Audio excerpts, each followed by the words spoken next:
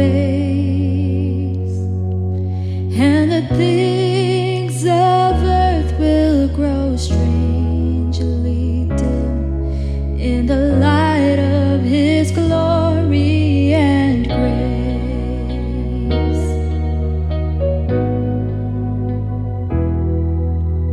Turn your eyes to the hillside where justice and mercy embrace.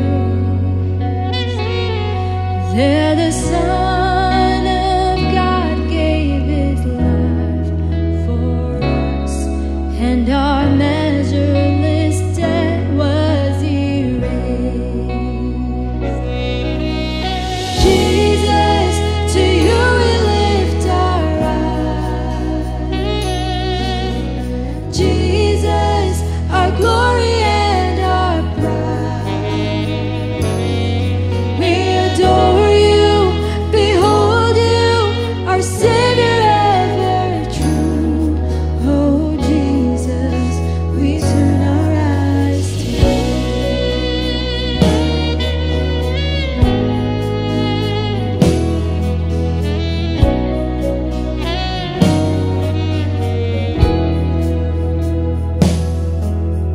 Turn your eyes to the moon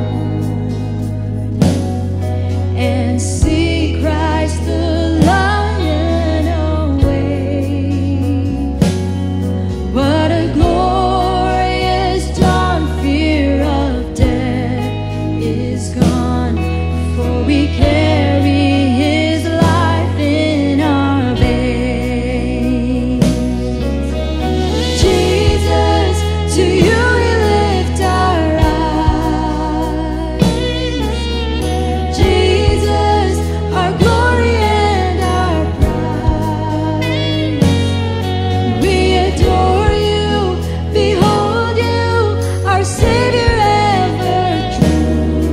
Oh Jesus, we turn our eyes to You.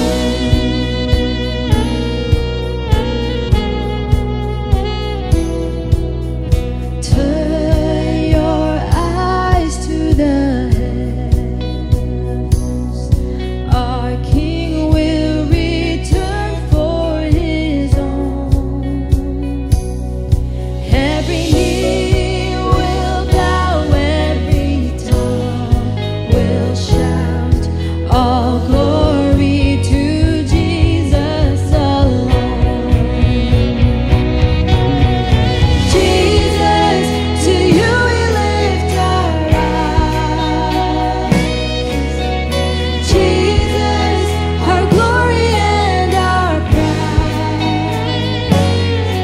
We adore You, behold You, our Savior ever true. Oh Jesus, we turn our eyes to You. Jesus, to You we lift our eyes.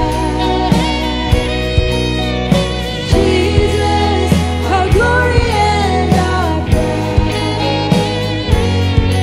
We adore You, behold You, our Savior ever true. Oh Jesus, we turn our eyes to You. Oh Jesus, we turn our eyes to You.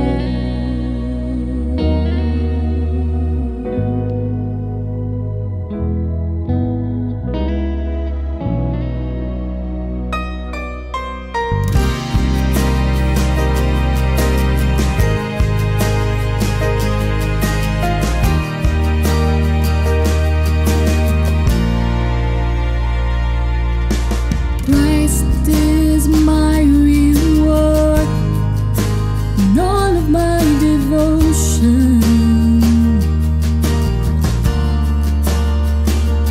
Now there's nothing in this world that can ever satisfy.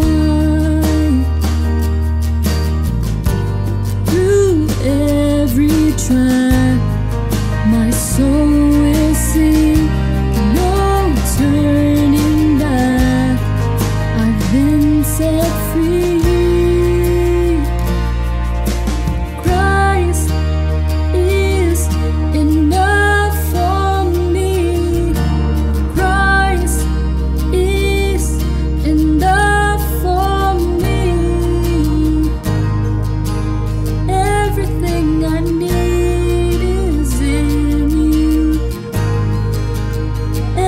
everything I need.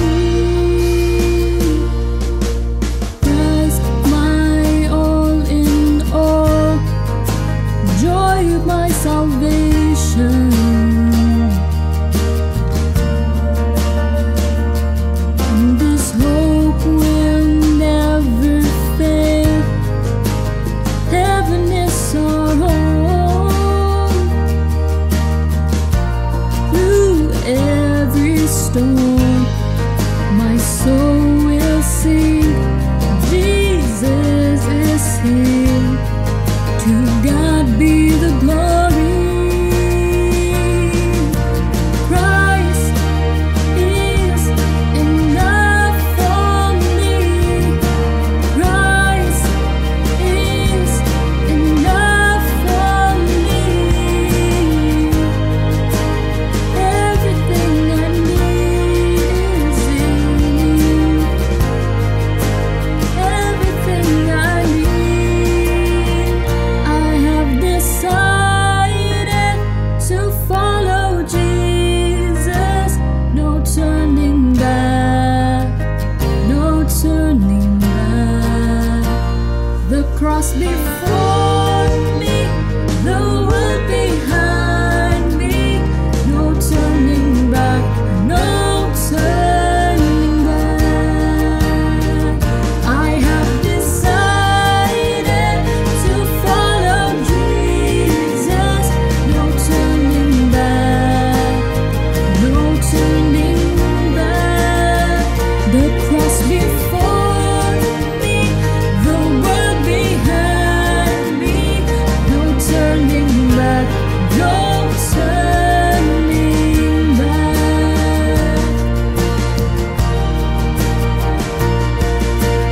Christ is enough for me.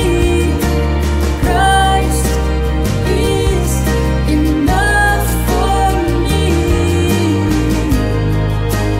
Everything I need is in you. Everything I need. Christ is enough for me. Christ is enough for me. Everything I need is in you. Everything I need. I have decided to follow Jesus. No turning back, no turning back. The cross before me, the world behind me. No turning back, no turning back. I have decided to follow Jesus. No turning back, no turning back. The cross before me, the world behind me. No turning back, no turning back. No turning back, no turning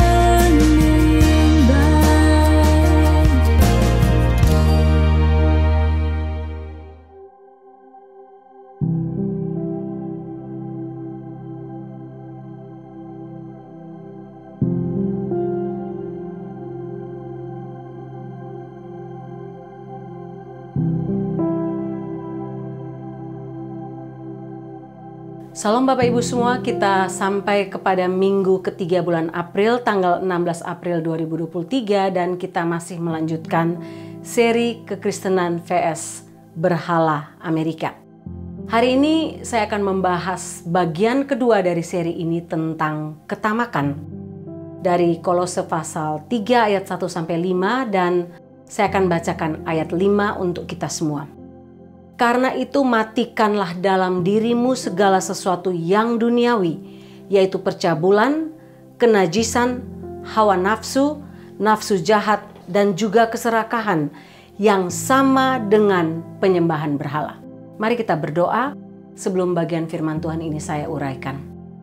Bapa dalam surga, kami tahu hidup kami tiap-tiap hari diperhadapkan dengan berhala-berhala yang bersaing dengan Engkau, bersaing untuk merebut hati kami daripadamu. Karena itu kami berdoa supaya kebenaran firman Tuhan sepanjang bulan April ini menolong kami untuk melepaskan diri, untuk menang terhadap tiap-tiap berhala ini. Kami berdoa supaya firman Tuhan sajalah yang menolong kami untuk bisa menang dari tiap-tiap berhala yang mengikat hidup manusia duniawi. Terima kasih Tuhan. Bersabdalah karena kami siap untuk mendengarkan kebenaran firman-Mu. Dalam nama Tuhan Yesus. Amin. Bapak Ibu, ada satu kisah nyata tentang beberapa laki-laki yang selalu tiap kali habis olahraga di gedung olahraga khusus, mereka biasanya pergi ke sauna, mereka kemudian dari sauna mereka kemudian ganti baju di ruang ganti. Dan di ruang ganti itu semua laki-laki yang selesai olahraga tadi berkumpul. Mereka sedikit bilas badannya, mereka ganti baju, pakai parfum dan sebagainya untuk aktivitas berikutnya. Satu kali ketika beberapa laki-laki ini selesai olahraga dan berkumpul di ruang ganti, tiba-tiba bunyi telepon berdering. Sehingga seorang laki-laki mengangkat telepon itu dan terdengar suara perempuan dari seberang sana yang mengatakan, "Hai sayang, kamu sudah selesai olahraga? Oh ya, kamu masih di tempat yang sama di gedung olahraga itu? Oh iya sayang, saya hanya 2 blok jauh dari tempat gedung kamu di mall dekat gedung itu. Oke, kamu lagi ngapain? Saya nih sedang lihat di sini kebetulan ada mantel bulu yang sangat saya suka, yang saya idam-idamkan untuk winter nanti. Apa boleh saya beli? Harganya murah, cuma 10.000 US dollar. Lalu laki-laki yang menerima telepon tadi katakan, oh ya beli aja. Kalau kamu suka ambil saja. Oh ya satu lagi, kata perempuan tadi di telepon sebelah. Dia katakan satu lagi, tadi saya sebelum ke mall saya sempat singgah ke dealer mobil. Dan waktu saya singgah ke dealer Mercedes, saya menemukan mobil Mercedes 2024 yang harganya benar-benar cocok. Kita bisa tukar tambah karena mobil kita sudah cukup tua. Dan semua yang di mobil baru ini sesuai dengan keinginan kita berdua. Oke, berapa harganya? Oh, 61.000 US dollar. Oke, kamu bisa ambil kalau kamu suka warnanya dan semua yang kamu butuhkan. Oh, satu lagi saya lupa. Kemarin saya bertemu dengan real estate agent yang pernah kita hubungin tahun lalu. Kamu ingat harga rumah masih mahal dan sekarang dia bilang harga rumah sedang turun. Rumah yang kita sukai itu turun harga. Dia punya swimming pool, dia punya taman yang indah, dia punya ruangan yang cukup untuk anak-anak kita. Dan harganya murah sekarang. Cuma 2 million US dollar. Lalu laki-laki itu menjawab, oke kalau kamu bisa tawar sedikit. Kalau kamu sudah deal, ya ambil aja harga rumah 2M itu. Lalu perempuan itu katakan, oke terima kasih sayang. Oke bye, I love you. Dia tutup teleponnya. Waktu dia tutup teleponnya, laki-laki itu mengangkat telepon itu dan bertanya kepada semua laki-laki dalam ruangan itu. Halo, siapa yang punya telepon ini? Ini telepon siapa? Saya nggak tahu. Bapak Ibu, ini cerita memang kisah yang lucu. Walaupun ini kisah nyata, tapi ini kisah yang terjadi dalam hidup kita tiap-tiap hari. Di mana ketamakan menjadi sesuatu yang sangat-sangat besar, khususnya di negara Amerika ini. Money Magazine mengatakan keinginan akan harta benda dan ketamakan adalah obsesi nomor 1 di Amerika. Sepertinya kita tidak pernah merasa cukup dan selalu menginginkan lebih. Russell Brownworth menulis, tidak sulit untuk mencari tahu mengapa orang Amerika tidak perlu merasa ke gereja lagi. Orang Amerika telah berpindah agama. Mereka sekarang datang menghadiri gedung gereja ketamakan. Bapak Ibu, dari raja, penjahat, politikus, mafia, pendeta, ibu rumah tangga, pedagang, apa saja profesi yang ada dalam dunia ini, semua kita bisa jatuh kepada yang namanya ketamakan. Ketamakan bukan masalah budaya. Oh, itu budaya Amerika, itu budaya Indonesia, itu budaya Eropa. Tidak. Tapi ketamakan adalah masalah universal dan masalah spiritual. Saya ingin kita melihat 5 hal, memang banyak, tapi saya akan membahasnya secara singkat untuk kita mengerti kebenaran ini dari sisi firman Tuhan. Yang pertama, apa itu ketamakan? Ketamakan adalah keinginan yang egois, keinginan yang berlebihan untuk mendapatkan sesuatu yang lebih daripada yang kita butuhkan. Ini sesuatu yang terjadi di luar kendali, Bapak Ibu. Ketamakan adalah alasan orang Amerika senang sekali memakai kartu kredit. Waktu pertama kali saya sama Pak Riki ke sini, kami memutuskan untuk tidak memakai kartu kredit sama sekali berdasarkan nasihat seorang hamba Tuhan. Tapi mau nggak mau kami harus ambil kartu kredit untuk membangun kredit scores kami. Nah, masalahnya perusahaan kartu kredit tahu bahwa orang Amerika tidak dapat mengendalikan dirinya terhadap yang namanya kartu kredit. Kredit company benar-benar tahu ini sehingga mereka memanfaatkan semaksimal mungkin supaya orang Amerika yang haus dan hidup dalam ketamakan memakainya secara berlebihan di luar kendali. Bayangkan Bapak Ibu, tahun 2023 jumlah hutang kartu kredit orang Amerika total adalah 986 billion US dollar. Ada sebuah kuburan di Inggris yang memasang plang di kuburnya dengan tulisan, "Dia mati karena kekurangan." Dan di kubur persis sebelahnya, plang tertulis, "Dia mati saat memberikan bantuan kepada orang di sebelah kuburan itu." Bapak Ibu, ketamakan adalah keinginan yang tidak terpuaskan untuk memiliki lebih banyak uang, lebih banyak barang, lebih banyak ini, itu, dan sebagainya. Ini adalah kondisi di mana kata cukup tidak pernah cukup. Ketamakan dapat diringkas dalam satu kata, more and more. Lebih banyak lagi, lebih banyak lagi. Kami ingin lebih. Sehingga John Rockefeller mengatakan dengan baik ketika dia ditanya, berapa banyak uang lagi cukup untuk saya, cukup untuk kamu? Dia menjawab, sedikit lagi. Bapak Ibu, inilah ketamakan, inilah arti ketamakan. Kalau begitu kira-kira apa saja ciri ketamakan? Menurut Bapak Ibu yang mendengarkan khotbah ini, apakah ketamakan itu ada dalam diri kita? Ada dalam diri Bapak Ibu, ada dalam diri saya. Kalau Bapak Ibu merasa tamak, Bapak Ibu bisa angkat tangan, tapi kalau tidak perlu angkat tangan. Tapi sebelum Bapak Ibu menjawab, izinkan Bapak Ibu menjawab 7 pertanyaan yang saya akan ajukan dengan jujur terhadap diri kita masing-masing. Kita bisa menjawab jujur dalam hati kita masing-masing.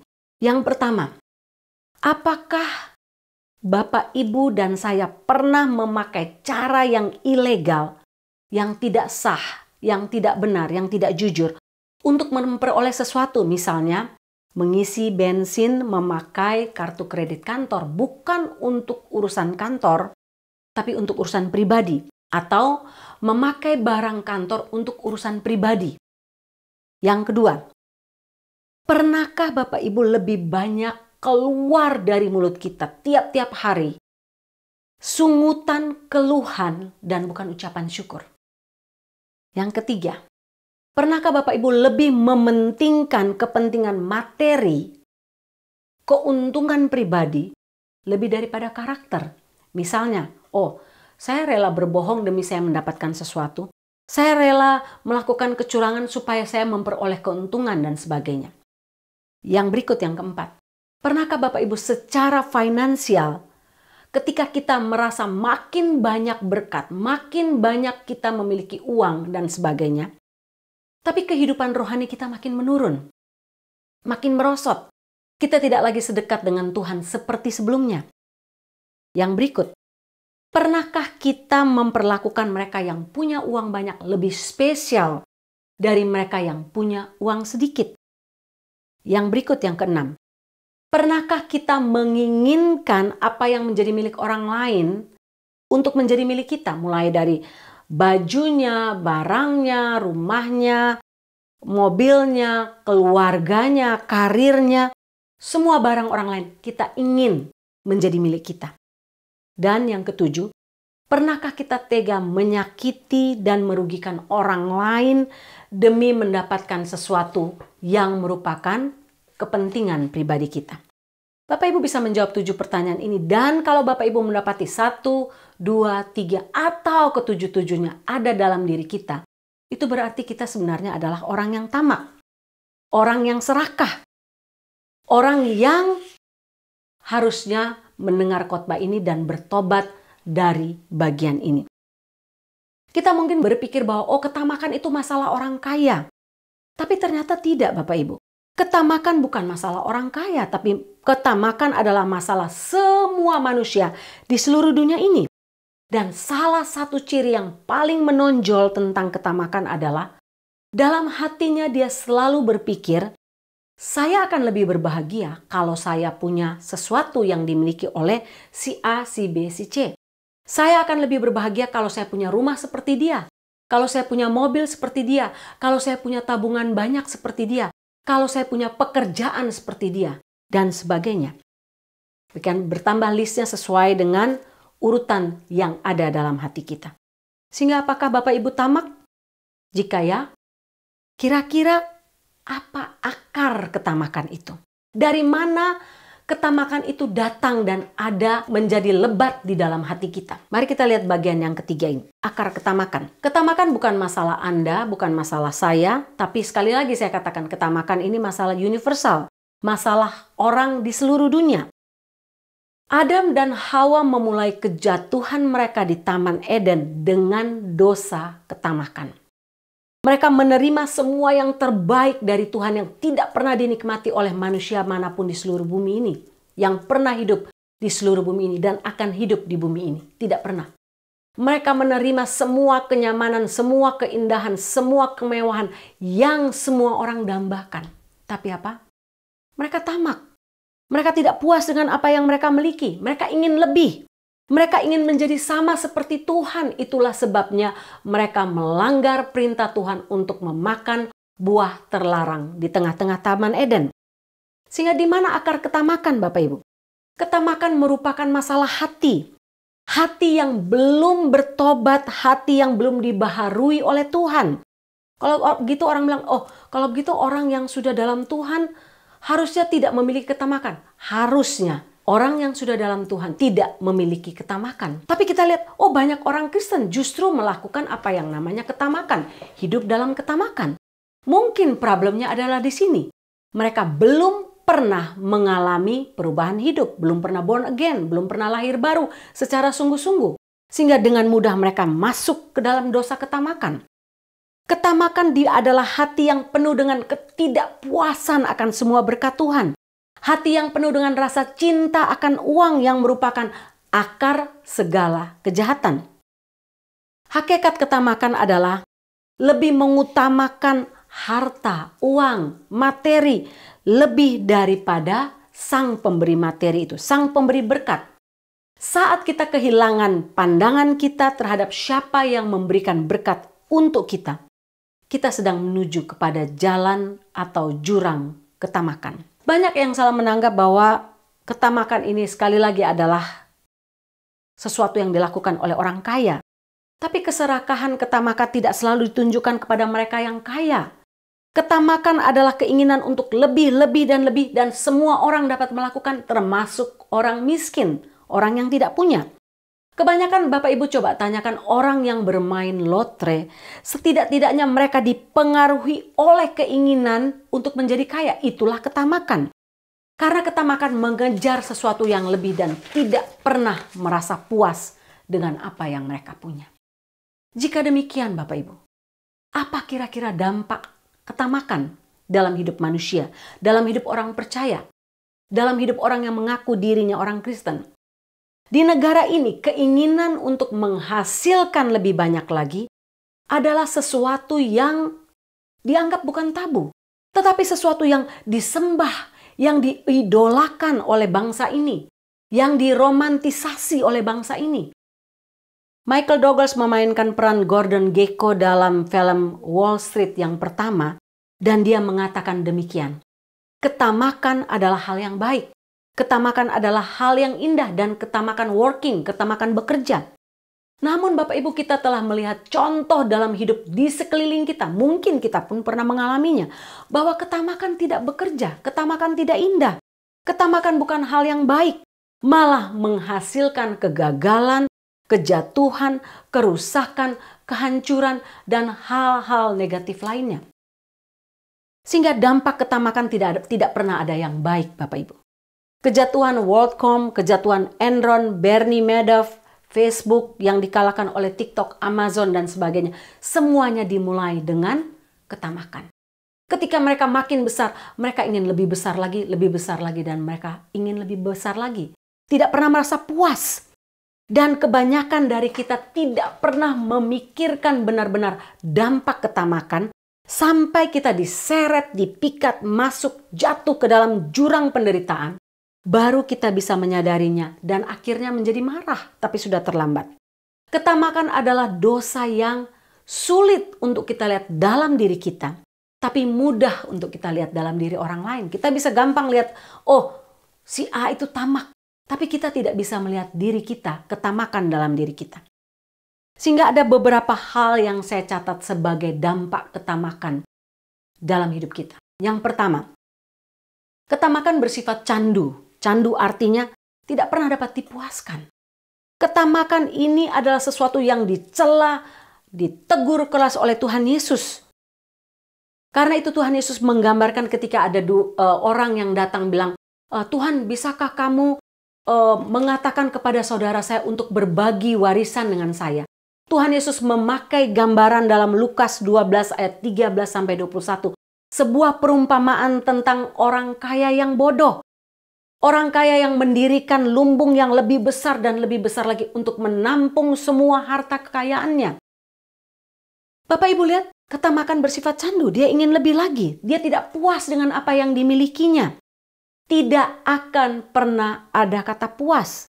Cara berpikirnya juga tidak sehat. Oleh karena itu Tuhan Yesus katakan, bagaimana kalau kamu membangun lumbung yang lebih besar, dan lebih besar lagi. Menampung semua gandum yang kamu punya. Dan pada malam itu juga kamu dipanggil oleh Tuhan. Kamu mati. Akan kamu apakan semua harta yang banyak itu? Semua gandum dalam lumbung-lumbung besar yang baru kamu dirikan? Ingat, dampak dari ketamakan adalah bersifat candu. Akan kemana semua barang yang kita miliki ketika kita mati? Yang kedua, ketamakan membuat orang menjadi egois, menjadi selfish. Begitu juga sebaliknya, keegoisan membuat orang menjadi tamak. Bapak Ibu lihat orang kaya yang bodoh tadi, dia tidak berpikir untuk menolong orang lain. Tapi fokusnya adalah dirinya. Saya. Orang tamak itu tidak pernah memikirkan orang lain. Yang dia pikir, bagaimana saya bisa mendapatkan tambah. Saya. Egois. Saya baca satu kisah tentang Leona Mindy yang punya beberapa hotel. Dia tidak saja punya beberapa hotel, dia memiliki Empire State Building. Dia adalah salah seorang miliuner di Amerika tahun 1980-an, 90-an. Pada tahun 1989 bulan September, Leona ini dihukum karena dia masuk penjara karena tuduhan 33 kasus tuduhan penggelapan pajak dan akhirnya masuk penjara. Dia punya satu anak laki-laki. Waktu anak laki-lakinya mati secara mendadak pada usia 40 tahun 1982, Leona ini menggugat anak mantunya sendiri. Bayangkan Bapak Ibu, anak tunggalnya mati, dia menggugat anak mantunya sendiri dan dia menang. Dia mendapatkan harta sebagian besar dari tanah yang dimiliki anaknya itu yang diwariskan kepada istri dan cucu-cucunya sebesar 149.000 US dollar. Sementara 4 orang cucunya hanya mendapat 432 US dollar masing-masing dari tiap cucu. Dan anak mantunya hanya mendapatkan 2 dolar 1 sen. Betapa egoisnya Bapak Ibu. Ketamakan membuat orang buta, membuat orang egois dan tidak berpikir tentang orang lain, bahkan orang-orang yang dikasihinya. Yang dia pikir adalah diri sendiri. Yang ketiga, dampak ketamakan. Ketamakan membuat kita tidak dapat bersyukur. Bapak Ibu jujur, bagaimana kita bisa bersyukur kalau ada ketamakan dalam hati kita? Kita tidak puas, kita terus merasa kurang. Yang kita miliki sekarang kita merasa tidak cukup, terus kurang. Sederhana saja, tidak mungkin kita hidup dalam rasa syukur kalau kita memiliki ketamakan dalam hati kita. Fokus kita adalah pada kekayaan kita, bukan pada siapa yang memberi berkat. Sehingga dia atau orang yang tamak tidak akan pernah mampu untuk bersyukur. Yang keempat, ketamakan itu memberikan rasa aman yang palsu, rasa damai yang palsu. Bapak Ibu, kita tidak dapat mengandalkan uang atau harta yang kita miliki sama seperti orang kaya yang bodoh tadi. Oh, bagaimana kalau saya membuat lumbung yang lebih besar lagi, untuk menampung semua harta yang saya punya? Bagaimana kalau malam ini kamu mati, kamu pergi, mendadak? Bapak Ibu, itulah ketamakan memberi rasa aman yang palsu. Kita tidak dapat bergantung kepada harta yang kita miliki. Karena harta bisa datang dan pergi dalam sekejap. Bapak Ibu coba tanya mereka yang memenangkan lotre dan kaya mendadak dalam semalam. Hampir semua kesaksian mereka mengatakan ketika mereka menang lotre, masalah hidup mereka menjadi banyak dibandingkan ketika mereka tidak punya apa-apa. Yang kelima, ketamakan membuat kita menaruh harapan kita pada sesuatu yang tidak bertahan lama, tidak kekal, tidak abadi. Matius 6 ayat 19-20 mengatakan, jangan mengumpulkan harta di bumi di mana ngengat dan karat merusak dan di mana pencuri membongkar dan mencuri, tapi simpanlah harta di surga di mana ngengat dan karat tidak merusak dan di mana pencuri tidak membongkar dan mencuri.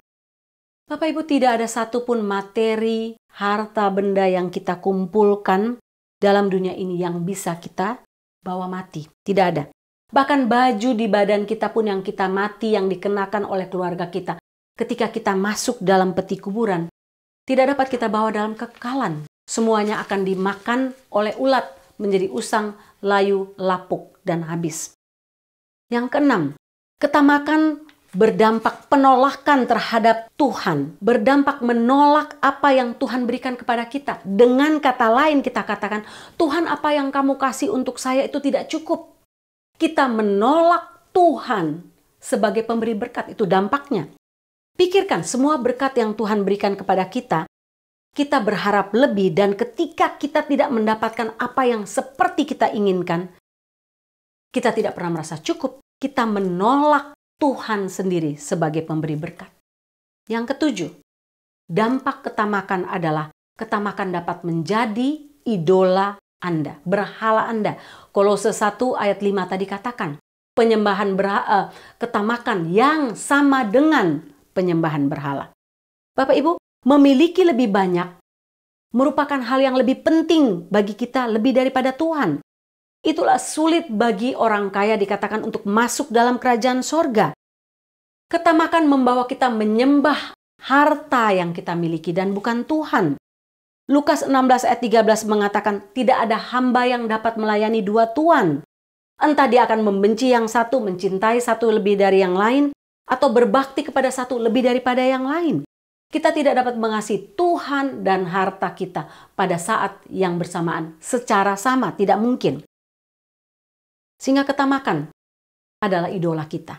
Seperti yang dikatakan Kolose 1 ayat 5. Yang berikut yang ke-8, ketamakan berdampak pada orang lain di sekitar kita. Ketamakan merugikan orang lain di sekitar kita. Bernard Lawrence Madoff, mungkin Bapak Ibu pernah baca atau tahu siapa dia, seorang penipu dan pemodal Amerika yang merupakan dalang skema Ponzi terbesar dalam sejarah dunia, Bapak Ibu. Dia menipu orang sebanyak 8.000 klien dan perusahaan, orang tua yang menaruh investasi, badan amal yang bekerja sama dengan dia sebesar 64,8 billion US dollar.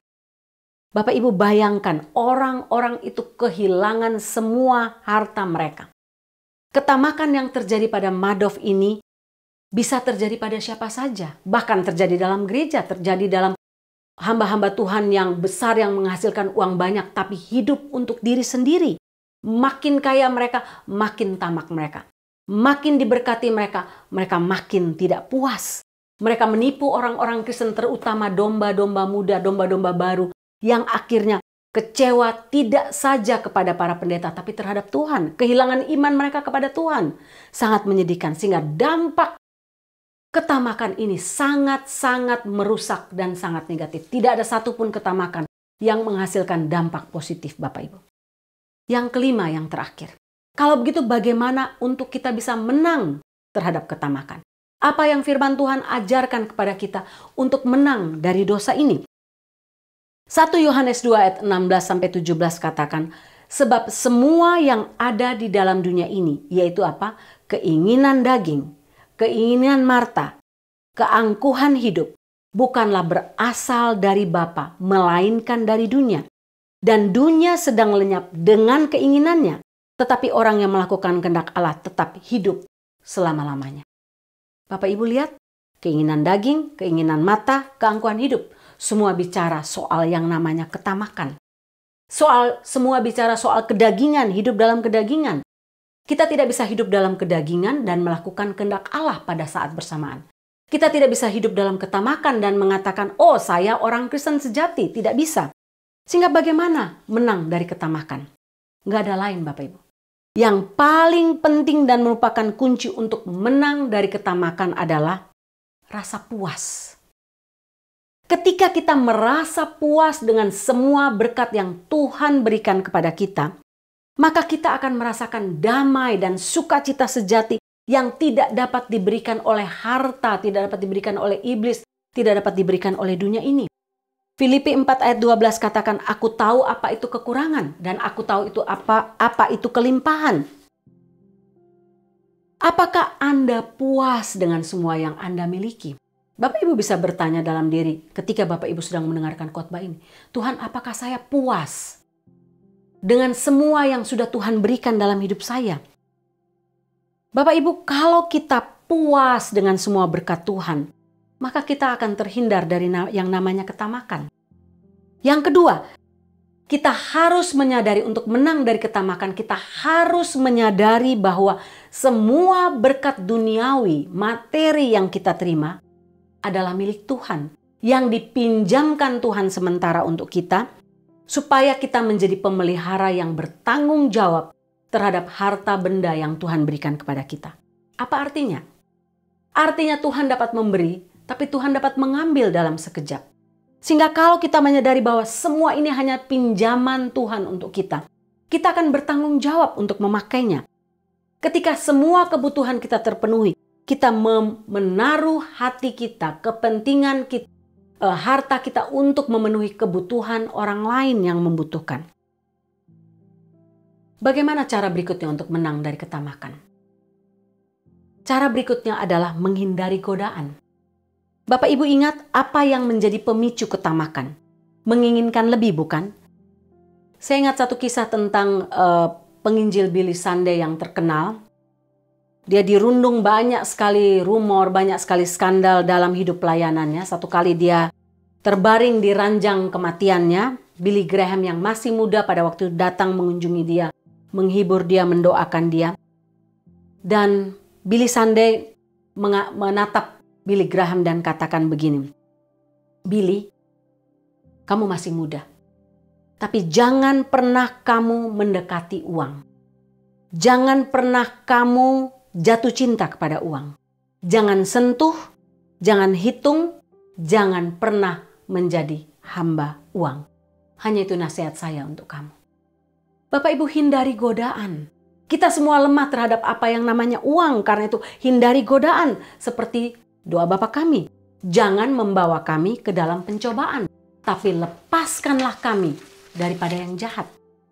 Jangan pernah menaruh hati kita kepada harta, kepada uang, kepada hal-hal dalam dunia ini. Yang keempat, bagaimana caranya untuk menang terhadap ketamakan? Cara ini sangat efektif Bapak Ibu. Apa itu? Selain rasa puas, berbagilah. Bapak Ibu, kalau kita merasa puas, maka cara terampuh berikutnya untuk menang terhadap ketamakan adalah berbagilah. Bapak Ibu bisa bayangkan ini bukan sesuatu yang datang dari dunia ini, tapi ini sesuatu yang Tuhan Yesus ajarkan di dalam Alkitab. Ini matematika Tuhan Bapak Ibu. Ketika kita makin berbagi, kita bukan makin semakin kurang. Ketika kita makin berbagi, kita makin rasa puas, makin memiliki rasa damai, makin jauh daripada ketamakan. Bermurah hatilah kepada orang lain dengan cara memberikan apa yang mereka butuhkan dengan cuma-cuma. Ketika kita bermurah hati kepada orang lain, hal ini menolong kita untuk mengalihkan fokus dari diri kita sendiri, dari keegoisan kita, pada saat yang bersamaan menyembuhkan kita dari ketamakan. 2 Korintus 9 ayat 6 mengatakan, "Camkanlah ini, orang yang menabur sedikit akan menuai sedikit juga, dan orang yang menabur banyak akan menuai banyak juga." Tuhan Yesus juga mengatakan, adalah lebih berbahagia memberi daripada menerima. Dan ini terbukti Bapak Ibu. Coba Bapak Ibu lakukan. Coba ujilah Tuhan dengan cara itu. Ketika kita belajar memberi, berbagi untuk orang lain yang membutuhkan, sesudah kebutuhan kita tentu terpenuhi, kita akan merasakan bahwa kita punya lebih. Kita akan merasakan kepuasan, kebahagiaan, damai, sukacita yang tidak didapatkan dari ketika kita menggenggam semuanya untuk diri kita sendiri.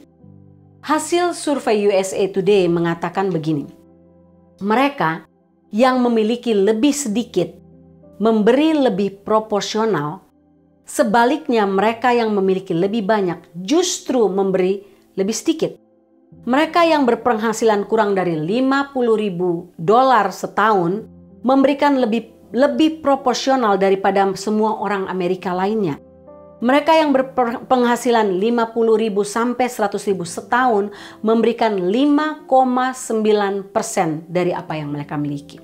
Mereka yang berpenghasilan 100 sampai 150.000 setahun memberikan 4,1% dari pendapatan mereka. Dan mereka yang berpenghasilan 500.000 US dollar sampai 1 million US dollar memberikan hanya 1,3% dari apa yang mereka miliki. Bapak Ibu, saya menutup bagian ini dengan 2 kisah nyata. Kisah pertama tentang Thomas Cannon yang meninggal dalam usia 79 tahun 2005. Ketika dia berusia 3 tahun, ayahnya meninggal dunia dan ibunya menikah lagi membesarkan Thomas di sebuah rumah kecil tanpa listrik dan air. Ketika Thomas besar, dia dewasa, dia bekerja di post office, gajinya tidak lebih dari 25.000 setahun. Setelah dia pensiun, dia dan istrinya hidup pas-pasan. Namun, seorang wartawan mencatat bahwa Thomas memberikan 156.000 US dollar setiap tahunnya untuk mereka yang membutuhkannya. Dari mana dia tahu? Tiap hari dia membaca koran dan dia lihat, oh, ada berita ini, orang yang susah ini. Dia pergi ke tempat orang itu dan memberikan apa yang mereka butuhkan. Dia bekerja lembur, mencari extra job, tinggal di rumah tanpa AC, tanpa telepon, tanpa heater, hanya supaya bisa menolong orang lain. Bapak Ibu bayangkan, Thomas katakan itu cara paling efektif bagi dia untuk menang dalam ketamakan yang menjalar dan merambat di tengah-tengah orang Amerika. Contoh yang kedua, Tom Sheikh memberikan contoh yang sama. Dia katakan, saya bisa menang dari ketamakan dengan cara yang sama seperti dilakukan oleh Thomas Cannon. Dia mendapat tawaran di sebuah perusahaan IT yang terkenal, Earthlink, di Southern California. Ketika dia diterima bosnya, dia meminta bosnya, bagaimana kalau saya masuk lebih early supaya jam 3 saya sudah pulang rumah untuk menolong anak-anak yang susah yang tinggal sekitar dia, untuk tutor mereka. Tidak itu saja Bapak Ibu. Bayangkan, dia bisa beli rumah, itu tahun 90-an, dia bisa beli rumah dengan kerja di perusahaan IT seperti itu di daerah bagus. Tapi dia memilih untuk tinggal di daerah orang miskin supaya bisa mentutor mereka dan menolong mereka dalam hal pendidikan dan sebagainya. Biasanya dalam tahun begitu orang kalau kerja di perusahaan IT, mereka tidak bisa pulang rumah karena begitu banyak pekerjaan mereka. Mereka nginap di kantor, beli pizza untuk makan malam. Tapi bosnya kemudian setelah mengetahui rencana baiknya, bosnya menyetujui rencananya memulangkan dia jam 3 sore. Bukan itu saja, dia dapat promosi tambahan. Sehingga dari apa yang dimilikinya, Tom, istrinya Bri, dan anaknya yang berusia 3 tahun mampu untuk menolong orang lain yang membutuhkan. Dia menolak untuk membeli BMW atau Mercedes. menolak untuk membeli rumah yang mewah di kompleks yang mewah, supaya dia bisa menang dari ketamakan dan menolong orang lain. Bapak Ibu, kepuasan dan memberi orang lain, menolong orang lain ini bukan sosialis. Ini cara yang Tuhan Yesus ajarkan supaya kita memiliki damai, kepuasan, sukacita dalam hati kita. Dan yang menarik, Galatia 5 ayat 25 katakan, jika kita hidup oleh roh, baiklah hidup kita juga dipimpin oleh roh. Artinya, kalau kita mengaku kita sudah born again, lahir baru, menjadi orang Kristen, ketamakan yang adalah ilah, berhala zaman sekarang, penyembahan berhala, bukan sesuatu yang harusnya ada dalam diri kita. Bapak Ibu ingat, dunia ini tidak akan makin mendekat atau makin baik, tidak. Dunia ini akan makin menuju kepada kesudahannya, dan kita tahu kita sedang hidup di detik-detik terakhir dunia ini. Tidak ada waktu lagi bagi kita untuk mengikat diri kita, hati kita kepada apa keindahan dunia ini. Mengikat hati kita kepada harta dunia ini, mengumpulkan harta dunia ini, tidak ada gunanya Bapak Ibu. Karena semuanya akan hangus oleh api dan tidak ada satu hal pun yang bisa kita bawa pulang pergi. Tidak ada. Karena itu jangan terlambat. Tinggalkan berhala ketamakan itu sekarang juga ketika Bapak Ibu sedang mendengarkan firman Tuhan hari ini. Sebelum jiwa kita hilang dalam kekekalan. 1 Korintus 6 ayat 9 katakan, jangan sesat. Dosa ini termasuk apa? Penyembah berhala tidak mendapat bagian dalam kerajaan Allah. Dan Kolose 3 ayat 5 tadi katakan, maaf bukan Kolose 1 ya Bapak Ibu, Kolose 3 ayat 5 katakan, matikanlah dirimu dalam hal apa? This dan apa? Ketamakan yang sama dengan penyembahan berhala. Sehingga penyembahan berhala, kalau kita menyembah berhala, kita tidak dapat masuk dalam kerajaan surga. Maukah kita menukar Bapak Ibu dosa ketamakan ini dengan keselamatan kekal? Kita tidak akan mendapat bagian dalam kerajaan Allah kalau kita masih hidup dalam berhala yang satu ini, yaitu ketamakan. Saya nggak tahu dengan Bapak Ibu, tapi saya pun diberkati dengan bagian. Saya pun mengoreksi diri saya sebagai hamba Tuhan. Adakah saya hidup dalam ketamakan? Kalau ada Tuhan, lepaskan saya, bebaskan saya, tolong saya untuk tidak hidup dalam ketamakan.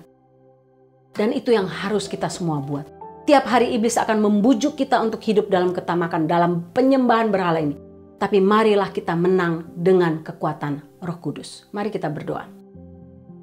Bapa dalam surga, iblis menawarkan berbagai penyembahan berhala dalam dunia ini. Secara khusus hari ini kami belajar ketamakan. Ketamakan merupakan masalah hati, merupakan masalah universal. Karena itu tolonglah kami Tuhan. Jika kami belum born again, belum lahir baru, Tuhan selamatkan kami. Lepaskan kami, bebaskan kami sehingga kami menerima Engkau sebagai Tuhan dan Juru Selamat. Jika kami sudah born again, sudah lahir baru, tolonglah kami untuk tidak jatuh dalam penyembahan berhala ini, dalam dosa ketamakan, sehingga kami masuk dalam api kekekalan.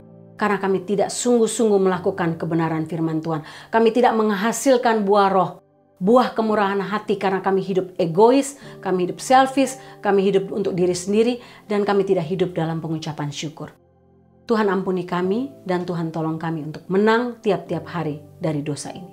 Terpujilah namamu Tuhan, dalam nama Tuhan Yesus. Amin.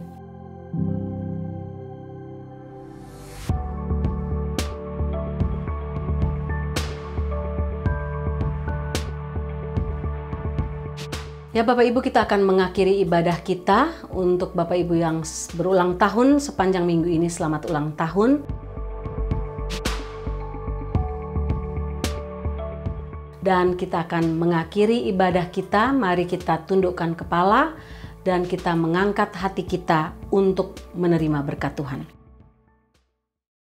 Tuhan memberkati engkau dan melindungi engkau. Tuhan menyinari engkau dengan wajah-Nya dan memberi engkau kasih karunia. Tuhan menghadapkan wajah-Nya kepadamu dan memberi engkau damai sejahtera. Amin. Turn your eyes upon Jesus. Look full in His wonderful face, and the things of earth will grow strangely dim in the light of His glory and grace.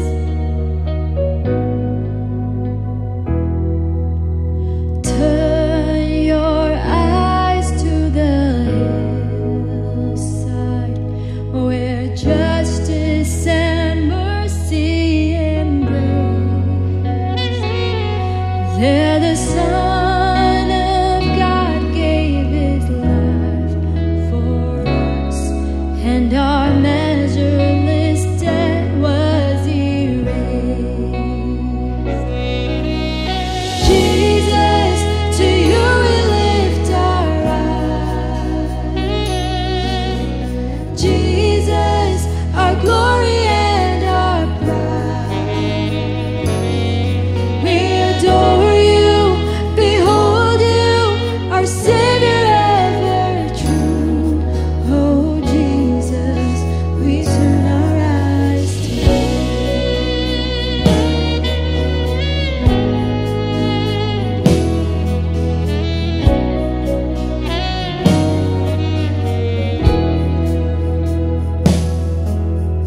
Turn your eyes to the moon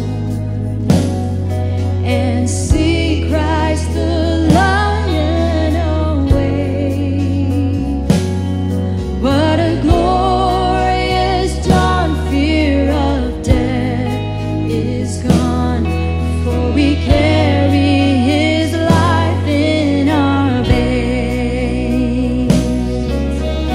Jesus, to you we lift our eyes. Jesus, our glory and our pride. We adore you, behold you, our Savior ever true. Oh Jesus, we turn our eyes to you.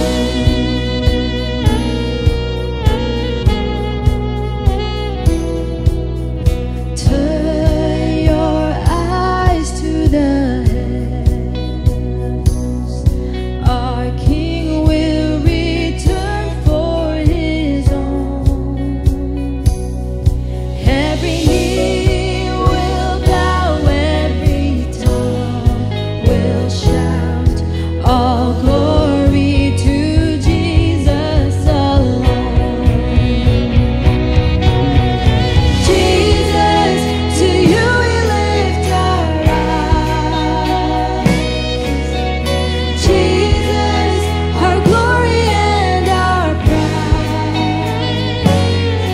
We adore you, behold you, our Savior ever true. Oh Jesus, we turn our eyes to you. Jesus, to you we lift our eyes. Jesus, our glory and our pride. We adore you, behold you, our Savior ever true. Oh Jesus, we turn our eyes to you. Oh Jesus, we turn our eyes to you.